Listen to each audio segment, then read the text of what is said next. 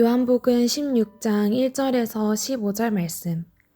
내가 이것을 너에게 이름은 너희로 실족치 않게 하려 함이니 사람들이 너희를 추려할 뿐 아니라 때가 이르면 물은 너희를 죽이는 자가 생각하기를 이것이 하나님을 섬기는 예라 하리라.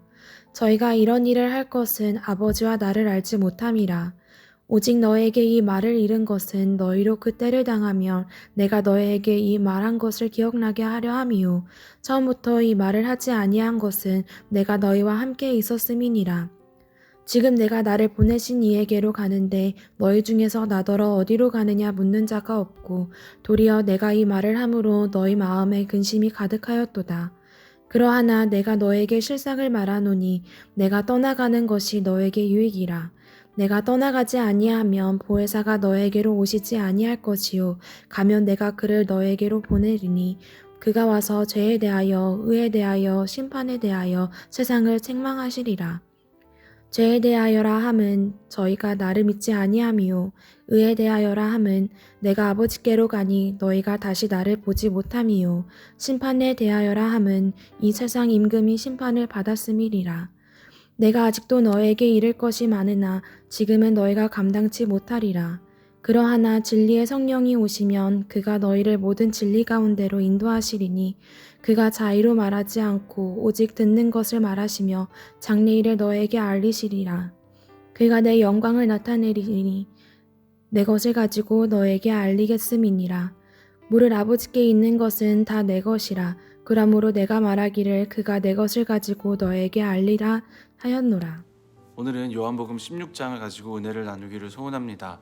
특별히 16장에서는 십자가 고난을 앞둔 예수님께서 또 당신의 고난에 동참해야 될 제자들에게 세상으로부터 아무리 극심한 핍박을 받을지라도 결코 두려워할 필요가 없다라는 사실을 말씀하고 있어요.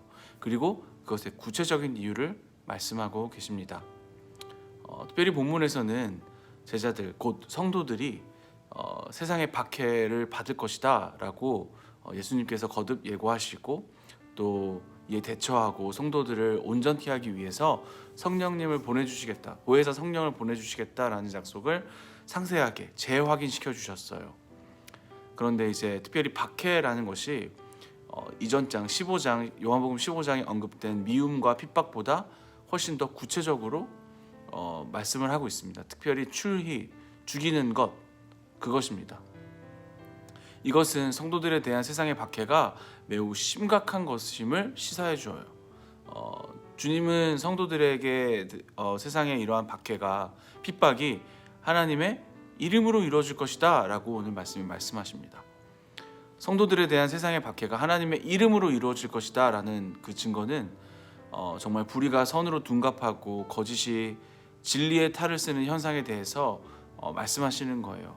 그러나 성도들은, 우리들은 이러한 현실 가운데 처한다 할지라도 조금도 두려워하거나 낙심할 필요가 없습니다. 그리고 끝까지 믿음 가운데 인내해야 합니다. 왜냐하면 주님께서 진리의 성령님을 보내셔서 우리를 도우시고 계실 뿐만 아니라 또한 후에 승리 또한 주시기 때문이에요.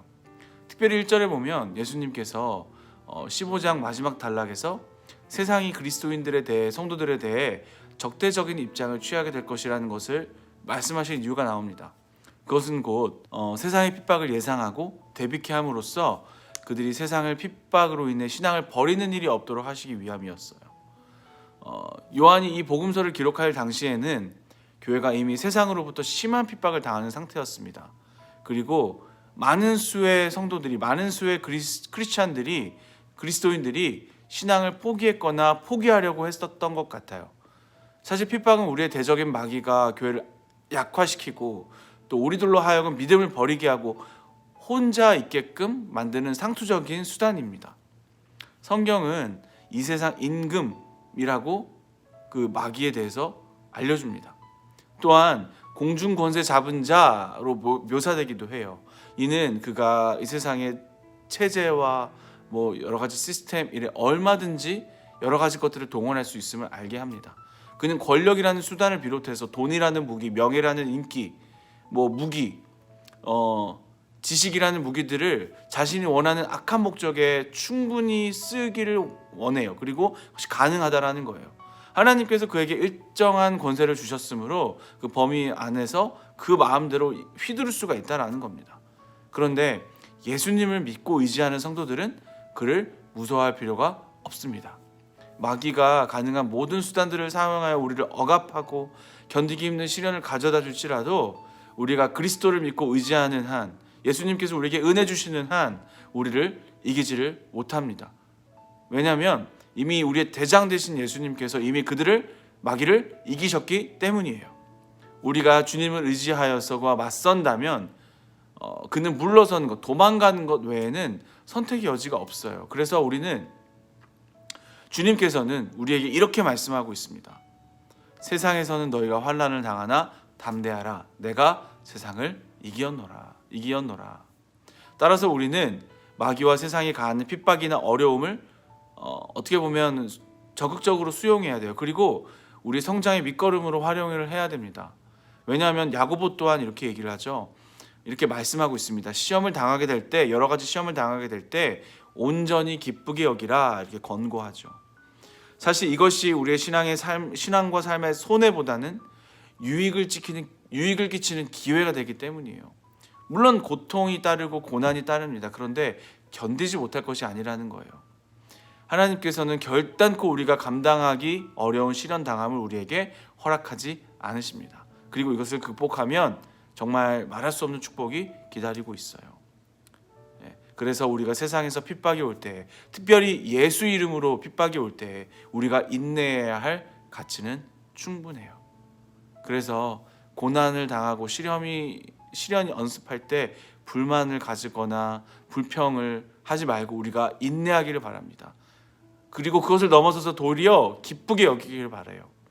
우리의 삶 속에서 일어나는 일체 일들에서는 의미가 없는 게 없어요. 그리고 하나님께서 허락하지 않으신 것이 없어요. 그래서 불평하지 말고 축복의 기회로 삼는 우리가 되기를 원합니다.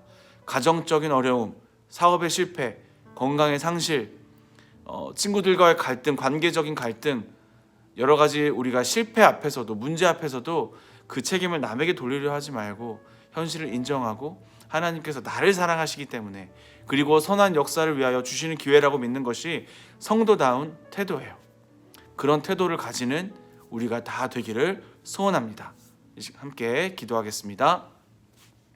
하나님 아버지, 감사합니다. 이 세상이 아무리 우리를 핍박하려고 할지라도, 예수님을 믿음으로 우리를 핍박할지라도 우리는 굳건히 예수님만 붙들고 살아가기를 원합니다. 주님, 우리를 불쌍히 여겨 주시어서 우리에게 은혜 주시고 믿음 주시옵소서. 그래서 이 세상을 살아갈 때 부족함 없도록 주여 도와주시옵소서.